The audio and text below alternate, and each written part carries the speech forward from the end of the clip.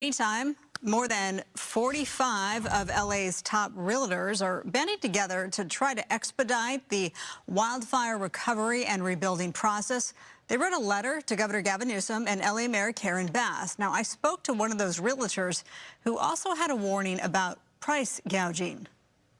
How long have you been doing what you do? About 25 years. And have you seen anything like this? No. I wake up every day hoping it wasn't true, like it was a bad dream. Rochelle Atlas Mays of Normand and Associates, one of the 47 realtors who signed this letter to California Governor Gavin Newsom and LA Mayor Karen Bass.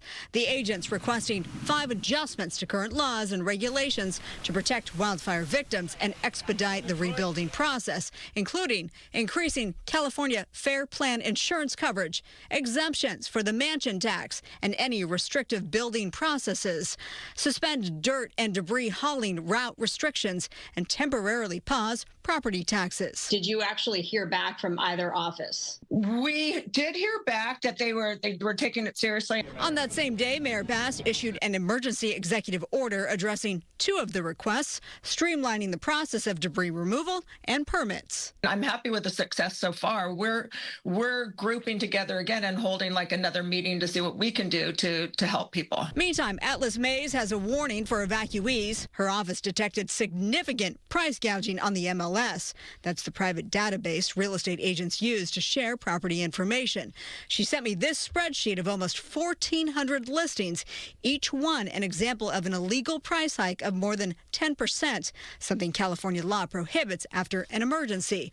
Take, for example, this $1,900 listing in Los Angeles. After the fires, it's now going for $3,000, an almost 58% increase. Landlords can receive a $10,000 fine. Attorney General Rob Bonta recently announcing that fine and a crackdown on price gougers. They are seeking to re-victimize the victims. Atlas Mays hoping to spare victims even more pain. It's horrific.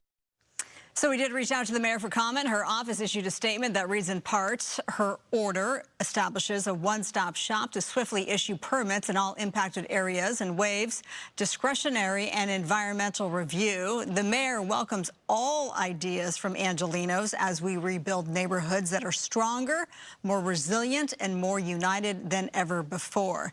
Now, Alex, this gets to the issue of all the red tape that is ahead of us in terms of recovery and talking about rebuilding. I mean, Rochelle Atlas Mays, she's been doing this for a long time. She talked to folks in the Woolsey fire and even those who lost their homes in Lahaina.